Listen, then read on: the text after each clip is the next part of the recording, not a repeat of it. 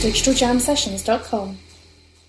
Hello and welcome to this Digital Jam session. Today we're joined by Richard from Stage 32 and David from Guerrilla Films. Hi guys. Hello. Hello there. Very briefly, if I could ask you to explain who you are and what you do. We'll start with Richard. Sure. I am the founder and CEO of Stage 32, which is the world's largest platform for educating and connecting film creatives across the world. I'm also an actor, a producer, and a screenwriter myself, so I am someone that not only founded the network, but uses the network, and I've used it to my advantage business-wise as a creative. I started the site in 2011. It's global. We have over 500,000 people on the site now, 500,000 film, television, and theater creatives worldwide. And as I mentioned earlier, we offer education in the form of webinars and classes. We work with about 400 industry people worldwide to bring education to the masses as well as the networking. So Forbes called us LinkedIn meets Linda for people working in film, television, and theater. We like that because it gives the social media side of it and the educational side of it. And that's, the two main focuses of what we do. Awesome. And David, would you like to explain to us more about Guerrilla Films? Yes, I was an actor. I've been quite successful as an actor. And I became a producer, losing everything I'd earned as an actor. And I became, by accident rather than design, the first ever true independent producer to work with the BBC. And because I was in new territory, the BBC didn't know how it all worked. It's that part of the deal I did with the BBC to get my salary down to very little is that I was lumbered with these things called distribution rights, which I had no idea what that really meant. So over the next 15 or so years, I continued to produce more and more and get involved in distribution. And I became, by total accident, the first producer or distributor in the UK to use this newfangled thing called the internet to promote films. And back when I started in 95, went live in 96, we used to sell on VHS our films because that was all you could do. There was no such thing as broadband. And it predominantly, my sales were in America. Adobe Magazine had written an article about me saying I was the only person from the UK. And I had these titles, 2 Monty Python films that had never been distributed before, something that the actor Anthony Hopkins had directed for me about Dylan Thomas, and then something else called James Herriot's of Yorkshire. James Herriot had been a writer. He was far bigger in America than he was in the UK. What was very interesting in those early days is because I have the communist star as my logo, I've been called Guerrilla Films and nobody had heard of me. I thought, well, America in 1995, 96, they're going to be very wary of buying from a company in the UK. So what we used to do is that they would send us an order and we would ship out an NTSC VHS of that film. And when they received it, they would then send us a check or a bank transfer for the money. And in 2.5 years of doing that, we sold about, 4,000 or 5,000 units, and only 2 people ever paid. So in those early days, I thought the internet was this wonderful community of really honest people who didn't steal from you. And now my whole distribution business has collapsed because with online piracy, it's kind of destroyed the low-budget films that I've released. I've released about 100 films, and the majority have been by first-time filmmakers, and they're predominantly British and Irish productions. Okay. So I'm a great fan of the internet. I do think the internet is the way forward for all of us. It gets rid of all the middle people, but it's a double-edged sword. Okay. So, on the basis of the potential of a social audience, I'm curious because obviously Stage 32 is very much at the kind of the forefront as a LinkedIn for people in the entertainment industries. And one of the things that we find to be quite interesting at the moment is this notion of crowdsourcing, crowdfunding, Kickstarters, this idea of collaborative creativity. And I'm curious from your perspective whether or not you see Stage 32 as being somewhere where that collaborative creativity can really flourish. Yeah, and just to clear up crowdsourcing and crowdfunding, because a lot of people do get them confused. Like, crowdfunding, obviously you're raising money from the crowd. in support of a project or a business or a technological advancement of some sort. And crowdsourcing, in its most simplest terms, is identifying, engaging, and moving an audience. So in a DIY world that we live in now, for filmmakers, in which so many, let's say, actors taking their own material to make projects, screenwriters taking their own material and starting to film projects, and with so many outlets for streaming and distribution and all these things going on, it's more important than ever to have a presence not only online but a brand in a way that people understand who you are. There's so much, there's such a lower barrier of entry to get into the space, which means that more people want to come into the space, which means that there's more noise than ever. And how do you rise above that noise? Well, the way you rise above that noise is, if you're a filmmaker, let's say, and you want to create an audience for your film, you start doing it 3 to 6 months before you ever go into even pre-production. You start building an audience. You go out there, and like I said earlier, whether it's through social media or whether it's through networking or whether it's through, cold calling an organization that may be influential in helping promote what you're looking to put out there, you identify those people, you engage those people selflessly, hopefully, and then once you're ready to go, you move those people. You ask them to move for you. But it's vitally important in this day and age that people crowdsource, and that filmmakers crowdsource, and all film creatives crowdsource. And those who have done it well win the day. And we've seen it with some of these Sundance movies and, movies that had a built-in audience well before they ever, went into pre-production, so that when they did go into pre-production, people were already talking about it. And then once they were distributed, they had an audience already built in, ready to go, and a lot of buzz around their projects. So that's kind of the difference between the two. Within every crowdfunding campaign, there is an element of crowdsourcing because, again, a lot of people, when they're starting a crowdfunding campaign, they just hit submit and they just go. They have an idea and they just go, and it's a huge mistake. They go by the if you build it, they will come model, and that never works. The idea with a crowdfunding campaign is, again, 3 to 6 months before you launch that campaign, you're out there building an audience for what you're going to do, engaging that audience, getting them involved in what you're doing, asking questions. What do they want to see? What do they think of this? Giving them a little bit of ownership in what you're doing. And then by the time that you launch that campaign, again, you have an army ready to move in support of you, not only financially, but to carry the message that this project is, now being crowdfunded, and come support it. Absolutely. And one of the phrases that we hear an awful lot in relation to that is audience development. Mm-hmm. And it brings me to an interesting point that was actually discussed during Raindance this week, which was the difference between audience development for the individual project versus creating a brand for the individual filmmaker. Yeah. And I'm curious from your perspective, David, what your take is on that, whether you think there is a priority need for the filmmaker to establish their own personal brand. Mm-hmm. I think it's very important because people will, I'm obviously old school. People would go and see an Alfred Hitchcock film because it was Alfred Hitchcock. They wouldn't necessarily know what they were going to see. They just knew that he would deliver a certain type of film which they'd enjoyed before. Same with Steven Spielberg, Martin Scorsese and things. And I think you have a much better chance to do that now with social media than ever before. What used to happen in my day, it was up to whether the journalists thought that that particular filmmaker was worth promoting, because that's essentially what they did when they wrote all their articles. And now the filmmaker can themselves control everything. And I always tell people to go and hunt out an American filmmaker called Gary Hustwit, who I would love to meet. I've never met him, but he's very clever at marketing himself and his brand.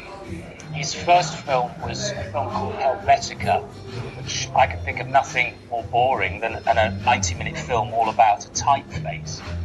But he's built up this extraordinary following with people who originally saw that through conventional media, whether it be in the cinema or on television, on cable or whatever. And now he is building a community of people who obviously, whenever he brings out another film, they immediately want to watch it in whatever form. But he also uses them to fund his other films. He writes quite extensively.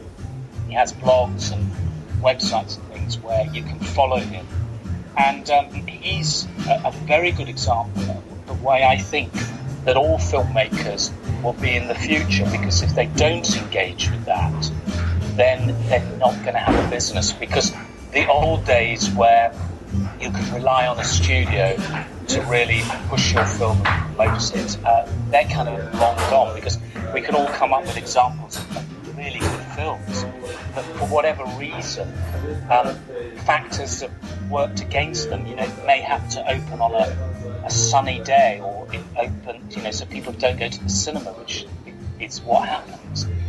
Or there could be some news story that happens that stops people from then engaging with it. But by the filmmakers taking control of their lives, they are the masters of their own destiny. And I think that all these different sites offer wonderful opportunities for people to promote themselves. It's just, in many ways, you need to be better at social media and using it effectively than you are at filmmaking, because the tables have turned. Which brings me to an interesting question, an interesting point, which is that we're seeing this evolution of filmmaker. That filmmakers, it's no longer necessarily just about pure creation. It is about this understanding of the wider landscape, if you like, in terms of being able to market themselves and market their project, and not rely necessarily on a distributor to do that job for them. Because, as you rightly say, you know, sometimes it is a case of, you know, we accomplish the ideal dream of getting a distributor, and then they just kind of, they don't have the funds, they don't have the manpower, or they just don't feel that it's worth pushing that project at the time when it's most crucial. It's up to us as individual filmmakers to take possession of our content and really want to be the one to champion that in this new digital world that we live in. But the other question I have as well is this idea and this notion that actually, as filmmakers, we are now more personable with our audience than we perhaps were in the past. You know, traditionally it was very much we're on the set, we're doing our thing, and you as the audience can consume that on whichever distribution platform that might be, but you don't get to have a relationship with us, you don't get to interact with us during that process. And one of the things that we heard a lot about during this week here at Raindance was the idea of, for example, talent, you know, communicating with the audience, you know, during production. And I think there are some quite differing views on that, and I'm curious to hear your thoughts on that, Richard. Well, I think it's an instant access world, and I think you're very, very right, and I think that the points that David made were excellent from the standpoint that, you know, you need to be much more than a filmmaker these days. You need to be a marketer, you need to be a communicator, you need to be aware of who you're trying to target, and you need to be very, very much aware, I'm laughing as I'm saying this, of the fact that, you know, it's called social media. A lot of people lose the social part of that you're not just a broadcaster, you're a communicator. People lose that concept all the time. So, you know, one of the questions you asked previously about, you know, is it the film or is it the filmmaker? A lot of people that are doing it for the first time, it really is the film in a way, because people don't know you as the filmmaker. So it's about the content, and it's about you. It's almost like you as a person more than you as a filmmaker, because you haven't been able to prove anything yet. You're not going to be able to prove it until you have the film made. So, you know, a perfect example of this is I have a friend, his name's Gary. He's a filmmaker in LA. He actually started in New York, and he did some crowdsourcing for his first film, a short, and he raised about $5,000. He went to his family and friends, did all that. But what he really tried to cultivate early on was this connection with an audience. He said, look, this is the film I'm looking to make. This is what it's going to be about. Does this resonate with you? And I think it will resonate with you. Can you give me your feedback? And questions, when you ask questions, it's the great opener and the great equalizer, and it puts you on level ground with everybody, and the person feels at ease because they feel, again, that they're getting ownership. You have interest in them. So he went out and asked a lot of questions, and to make a very, very, very long story short, he created an audience for the film, and then he delivered on the film. But he not only delivered on the film, he was in constant contact with that audience it didn't end when he got done filming, or it didn't end after he raised the money. He was in constant contact in post-production. He was sending pictures, you know, while they were editing it. He was telling people things that were going on, hardships they were facing during the distribution process. This is what's happening. Here's where the film's going to screen. You know, please carry the message, carry the message. And guess what happened? When he went to go make the next film, all those people, it was a different genre, totally different subject matter, but now they were fans of him. And he has done this 5 times now in 5 different genres with higher and higher budgets each time. You know, he did 5,000 one, he's almost up to, I think the last one he did, I think it was 125,000. Yeah. And he's funded them all. Yeah. Because people will run through fire for you if you cultivate those relationships and you deliver, and you don't just abandon them when the movie comes out. You build the trust. You build the trust, and you keep the Absolutely. communication going. So I think it's vitally important for filmmakers to understand social media. I always say on Stage 32, I tell every creative that honing your craft is 50% of your job, and the other 50% is networking. And I'll include in networking if you have something to promote or you're putting a film together that's involved in that, like networking, communicating with your audience. But it really is 50% of your job to be out there, be visible, and to make those connections that matter, either with other creatives or with your potential audience. And I think the one point that I would kind of add to what you're saying there is this is the most common mistake for crowdfunding and Kickstarters, Indiegogos is people forget to inform their audience what's happened once they've raised those funds. Oh, no doubt. You know? They abandon, and then it's like, we took your money, take care. See you later. Yeah, you're not going to get them back. Sorry, David, I didn't mean to cut you off there. No, I'm absolutely agreeing. I mean, I learnt it all from the theatre in the West End. The commercial theatre in London has never been particularly economically viable, and it's always relied on angels to fund it, going way back since before the Second World War. And theatre producers are brilliant because investors are also their audience, and they get people to put in relatively small sums of money, say like £250, £500, and they're obviously from people with some means. And those people do it because they like the fun of being involved with that theatre production. But they also go out and tell all their friends, I've invested in this play, why didn't you come along and see it with me? And all their friends pay to see it. And it's something that I've noticed in the last 35 years I've been producing, is how really bad filmmakers are, not only with keeping up with fans from past films, but also investors of past films. I met somebody who was fortunate enough to get this woman to invest £2 million into this film. And he treated her incredibly badly. And then when he needed money for his next film, she just said, but you were so... And she's a very wealthy woman. And she said, you were just so rude to me. You didn't bring me out to the set. You didn't woo me. And that's what the filmmaker of the future has to do. And I see a lot of people doing it, not from my generation, from the younger generation, is they've learned that how it's very important that, you treat all your people, whether they're funding sources or they're fans, you treat them with respect. And they love it to be involved with it. That is part of what they're getting involved for, because I've had a lot of investors over the time who have done rather dull jobs, and for them to get continual reports from me about what's happening, they feel part of something that they enjoy hearing about. And it's the same with fans. You just have to go to somewhere like Comic-Con and see how those fans have made those films successful. They have made careers. And that is incredibly important, and it's something that I cannot stress too much, is the building of the audience. And if I could just add one thing to that, it's a perfect example. It's so well done, and I think the idea of treating the audience with respect. Again, I think the thing that people lose on online is they don't treat their online life or the persona online in the same way they would in a real world situation.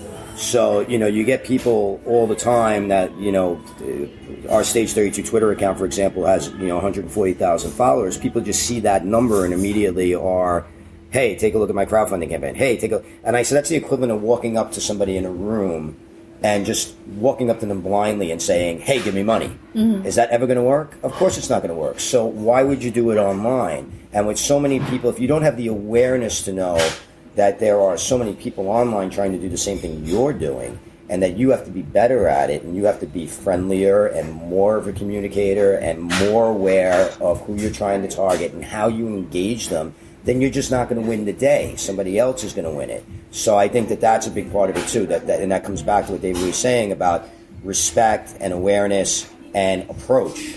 I think another word to throw in there as well is authenticity. Authenticity. And, being very transparent with the audience is also very important, I think. No question. But since Comic-Con, MCM London Comic-Con are a very good friend and partner of ours, and they have a show coming up in 2 weeks' time, we're going to do a quick plug for MCM London Comic-Con. If you're listening to this show before the 26th of October 2015, don't forget to go down to London XL on the 26th of October and check out London Comic-Con. See, that was very engaging and very nice. Very authentic. And now Comic-Con will remember that we like them. Yes. But guys, one of the things we always do on a digital jam session is we ask you to tell us what you think will be the most significant cultural change, technological innovation, or significant change in the landscape of your industry that you think will change things within the next 5 to 10 years. So I'll start by asking you that question, David. I think that most distributors will go out of business, and the same with sales agents. I think that in the future, if a distributor or sales agent cannot offer you money for either production or an advance when you've made it, what's the point? Because as we touched upon earlier, the distributors are distracted by so many different projects, because if a film doesn't work, they've got to move on to the next film. And nobody sells a film better than the filmmakers. So I've already met with a number of investors who have been talking about funding filmmakers direct and getting them to do the distribution, giving them the money to do it on a global scale. So I think that producers, filmmakers, content providers are in control, and they will continue to be in control because they make what it is that people want to see. With my distributor's hat on, I can't see what I can do to provide it because I can't provide money. So what's my function? Okay. And what about you, Richard? Well, I think there's a couple of things. I think, playing to David's point, I think that, the advancement of people understanding now that this is a global film community. We're starting to recognize film now as more global than Hollywood. And, by virtue of that, social media sites, niche social media sites, online distribution sites, which nobody has quite figured out yet, but I do feel like somebody will over the next 5 years. Well, I think we're going to see a rise in that, and I think what's going to end up happening, it's already starting to happen, is that filmmakers are going to realize that I can film in one place and have somebody halfway across the world edit it and have somebody on the other side of the world score it, and we're seeing more and more of that now, and what that does is not only give it a global feel, but it also creates sometimes a global audience for particular projects. This baby behind me clearly doesn't agree with my assessment. The second thing is, I think that, technology-wise, I think the obvious one is virtual reality and how that's going to play, and Oculus Rift and everything. I already know quite a few filmmakers who are dabbling with it. Some of them quite almost like hate dabbling with it, because they don't want it. They're traditionalists and they don't want to see this, but they want to kind of figure out if they understand they need to be that. Well, or if they're being too cynical about it. And then, of course, I know some other filmmakers in LA that are really, really embracing it, and and lobbied Samsung and give me, let me test, and they're more than willing to let them do that. So I've seen some test material with film, and it's pretty interesting stuff. Not my thing yet, but I think that it's going to be unavoidable, and it's going to be upon us much quicker than I think we probably want to imagine. Probably going to go to bed one night and wake up and it'll be there, but that's what I think is coming up. Yep. Okay. So, first of all, I think I should probably mention that we are being hosted today by the lovely Mayfair Hotel in London on Stratton Street, hence the lovely background music and the occasional crying baby. So thank you so much for bearing with us and continuing to listen to the Digital Jam sessions. In the meantime, I will say this. We normally like to give our listeners a way to follow you, hound you, find out your every move. Sure. And we do this normally in the form of sharing a social media handle of choice. What would your social media handle of choice be, David? I'm a great believer in Facebook. Facebook for me is, I was very reluctant to join it given the age I am, well into my 50s when I did. But I have found films that I partly financed through Facebook. I found crews, I've introduced actors to directors. I find it the most wonderful tool. I know people use it a lot for their personal life, but I find in this business I can't differentiate between the two. My private life is my business life. I relax by watching films. Films are my hobby as well as my work. So, you know, David Nicholas Wilkinson is my handle on Facebook, and I use it for blogging, I use it for giving advice, and I use it to introduce people. I mean, you mentioned earlier LinkedIn. I never know what the point of LinkedIn is. It's just a place to park your CV, but I found, for me, Facebook gives me so much. Okay, wonderful. And Richard, I suspect I know the answer to this question as to your preferred social media. Well, yeah. Well, I'll go outside. I mean, the obvious one is, you know, if you sign up for Stage 32, you will have me on your wall immediately. You'll get a message from me, David. I hope you'll join. And it's like. I've already joined. Oh, cool. Oh, there we go.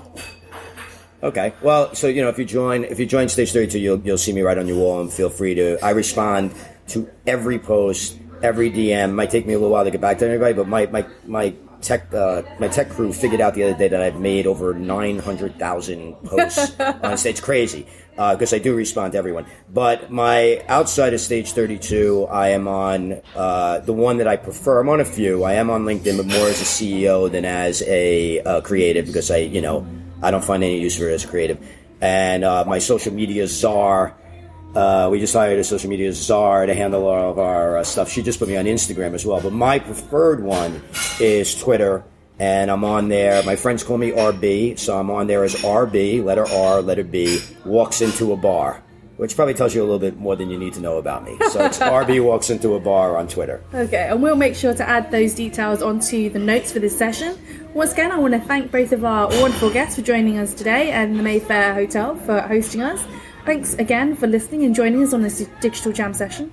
If you enjoy this content, don't forget to subscribe and review. Thanks again for joining us on this Digital Jam session. DigitalJamSessions.com